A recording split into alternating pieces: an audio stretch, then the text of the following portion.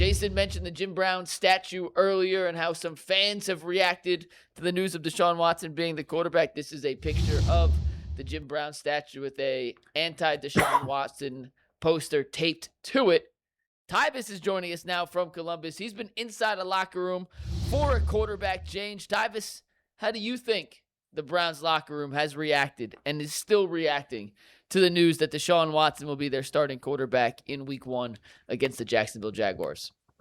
I think they kind of knew what was coming with it. I think that everybody knows from the outside. And first of all, it's a select few because a lot of players, particularly on the offensive side of the ball, haven't been through the whole Deshaun saga. That whole offense is fairly new on that side of the ball. So a lot of them don't even know what's really going on. They know about the off the field stuff, but they don't know everything that's went into it all. So they're neither here nor they're not on one side with it, I should say. I think they look at a guy as this is a guy that's come in the building, that's worked hard to try to rehab. He's been a good teammate to me. That's probably all they kind of know about Deshaun. They don't know about the 1-6 and all of those things. So I think that they're okay with it. The defense, on the other hand, they're probably looking at it like, hey, you know what? Maybe we like Shedeur. Maybe we like Deshaun. At the end of the day, our job is to play defense. We can't really control what goes on that side of the ball. Ultimately, I think that after this decision was made, I think the coaching staff and all players have now shifted their focus to Jacksonville. And the only thing that matters inside that building right now is trying to win that first game against Jacksonville. That's the way you have to operate. That's the way they're probably operating. And the only people that's really concerned about this next preseason game that's coming up on Thursday is the guys that's still fighting for a spot in the NFL. Tyvis, somebody asked me if Deshaun is a starting quarterback, why wouldn't they play Shedeur Sanders in the third game? And I was like, you know what? I ain't even gonna answer that question. I'm gonna ask Tyvis that question. Why would they not play Shedeur in that the preseason game? Hey, we just get him some rest. It's gonna be a long time before he get back on the field, dog. I think that they still trying to make a decision on who the third quarterback is. I think they made their mind. They got their mind made up on Deshaun and Shedeur being the two here, but the last spot is still up for grabs. So I think they probably want to give each guy a chance to go out there, give them both a half to see how they look and try to make a decision from there. Because I think if you go off of it now, you're keeping Dylan Gabriel, cutting Taylor Green, knowing that he's probably going to clear waivers and bring him back on practice squad. But what if you don't want to do that? What if you like what you've seen out of Taylor Green and you want him to be the third quarterback on this roster? I think you got to give both of them a half, see how it goes, and then make the decision from there on who you're going to cut. Now that the quarterback decision has been made, Tyvis, I mean, I'm not sure. Have you been in many or on many teams where there was a quarterback competition? Not necessarily. The last one was probably in college when it was Cardell and JT. That was probably the biggest one. Usually the places I went to kind of already had their guy. Yeah. The only other spot that I've been to where it was kind of an issue was San Francisco. They had CJ Beathard starting, but they had just traded for Jimmy Garoppolo. Exactly the same day that I got there was the day that they traded for Jimmy Garoppolo. And it was a lot of it. They kind of treated CJ Beathard how they did Deshaun, where it was kind of like, hey, you just traded for this guy. The fan base is like, we want to see him, and Jimmy was still trying to learn the playbook. So they couldn't just put him out there. So what happened was we were playing the Seahawks. I will never forget this. We was playing the Seattle Seahawks, and CJ Beathard got hurt, and the fans started cheering because that means Jimmy Garoppolo was coming in the game. Now, at the time we was losing the game, I say we was probably down 14, 21 points or something like that. We weren't very good at the time. But Jimmy Garoppolo comes in on the very last play. He takes one snap, and I think he throws the touchdown. And it was the funniest thing in the world because the fans was excited. But it was like we lost the game, but they was excited because this means Jimmy was going to be the starter moving forward. And I believe he actually started for the rest of that season. And I think we ended up winning 4 of 6 or something like that. Yeah, y'all actually did. Yeah. I remember that. Do you think that now that they've named the starting quarterback, the locker room sort of calms down for the next couple of weeks going into the season? Yeah, go ahead. You move on to the next thing. I mean, obviously, it's something that everybody's watching for sure. Players are invested in it. Who's doing the better? Who's doing best? These two dudes is going at it, and players aren't crazy. I mean, Dustin, we see these quarterbacks throw. I mean, heck, 100%. we might be on scout teams sometimes, and he throw a pass, you like, this dude? Like, what the heck is he doing? So, like, you definitely keep tabs as a player of who's doing what.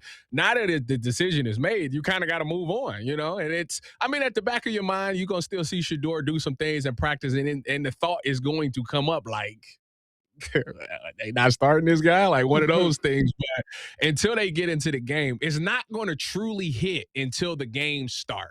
Because practice is one thing. Once you get in that game, if Deshaun stinks it up in the game, you best believe that's when players, come on now, Ty. Come on now. And especially if Shedeur in practice killing it, come on, Ty. What we doing? Like, that will start to happen at some point if it leads to that. So, given what you just said, will a change come, and when do you think that would occur? I think I'm probably in line with everybody. I don't think Deshaun plays all 17 games because he hasn't played 17 games in a very long time. So I don't think he will. I think the frustration kicks in at some point. I'm going to say, I think, what did I say, G? I think I said like week 4 or 5. Yeah, I man. can't We was talking about Jets week 4 or game, 5. somewhere Yeah. in that. It was either the Ravens or the Jets, whatever Jets week is that 5. Jets is 5. Okay. I think I'm going with the Jets then. That's about the time that I think that if Deshaun is not doing well, I think that's when it is. I think that's when the change happens. You and I are in the exact same. I said halftime of the Jets game. I gave him 18 quarters. Oh no, I give him he gonna start whatever that 4th game is. Who is it? Pittsburgh? Yeah, Pittsburgh. Pittsburgh. Yeah, Short week though, It's not dude. good. Yeah, if it's not good, yeah, they definitely gonna move because then it gives you extra time to prepare him for that Jets game if Deshaun doesn't do so well. you're giving him that. 16 quarters. End of the Steelers game. End of week 4. Sure. Okay. Tyvis, man, can we throw that back up there? Did you see this statue? I didn't see the statue before. The statue with The statue? with Jim Brown with the signs, bro. They put a sign. I seen it when we Several. came back, but Bro. I couldn't read them all. Look at this. Look at this. I think they got the contract wrong. Yeah. Yeah, 230. I think Tyvis, we underestimating some stuff right now. Here's this. You can't read it. It says Cleveland is done with the Haslams and their Did it say freak- that? Freak Watson. Yeah. Another. I mean, sign. let's to be fair. I mean, we're giving credit to one person. Yeah, it's very similar to when they burned jerseys of LeBron James. And it was like a handful of people that we put on the news. It's still jarring, though. No. And I'm not saying that it's not real, and that there aren't fans out there that feel that way, but it's like a couple people that did this, and we're going to give it a ton of credit. Like, this is what everyone thinks. And listen, I don't think everyone's happy. I think most people would agree that this is probably a poor decision to start him week 1. There's some who are true Deshaun fans, and there's others who just like to watch the world burn. There it is. Everybody else wants nothing to do with this. Tyvis, I did a blog yesterday, and I said, you got to look at the coalitions, man. You can't win a war on 3 different fronts. So you got people that never liked the fact that Deshaun Watson was here to start with. You got certain people that don't like the allegations. You got certain people that don't like the contract. You got certain people that thought he was the reason Baker ain't here. You got certain other people who just don't like the fact that he hasn't been good. You got other people who don't like the fact that he's been injured most of the time. You got other people that's now embroiled and upset what he said in his comments. And then you got another group of people who, guess what? They want to see Shedeur play at all costs. They don't care nothing about what you're talking about, your team, your colors. They want to see 2, and that's it. Now, how can you combat that if the national media, the 2 fans, and all the other people with the grievances is on one side? What I would tell you is that the Browns have put themselves in a situation where he better play good. That because if he doesn't, like, what was the point of even putting everybody through this? You know, and I hate the fact that they even put themselves in this situation. You know, they basically saying, forget everything. We believe in you, Deshaun. And maybe that's what he needs to probably get back, is somebody to believe in him. I don't know. But to me, it's not worth it. It's just not worth it. The end result of it all isn't worth it. If he goes out there and goes 17-0, fans will turn around and you know, he'll split the fan base again. but they're not going to re-sign him after that. So, like, to me, there's no end game. I don't understand what the end result. What are you expecting here? There's no world where I think that Deshaun will be back on this roster next year. So even if he plays good, bad, or indifferent, it doesn't matter to the future of this team.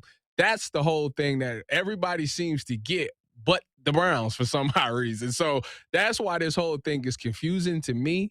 That's why everybody's like, well, you should have just go with 2. Because the thing with Shedeur is, at least if it's something there, okay, we can move forward with that. If something's not there, okay, we can move forward and get something else. With Deshaun, to me, you're moving on no matter what. And I think the fans is at a point where, see, you can't. I didn't love Todd Monken's response to why they went with Deshaun. Then what he said was moving the ball and scoring touchdowns.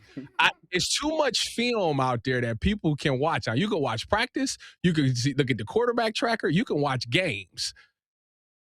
In the games, I think Deshaun Watson led to a 1 touchdown, and Shedeur led to a touchdown and a field goal in his 2 starts. The points is about even. they both threw interceptions, so that's and Shedeur, when you talk about moving the ball down the field, Shedeur actually opens the whole playbook because he's not afraid to throw the ball more than 10 yards down the field. So I didn't love his explanation on it at all. So to me, he put himself in the corner, man, where Deshaun really gonna have to show some people some stuff in these first couple of games, because if it's not there, fans, they're going to show up to game 3 to boo. That's going to happen.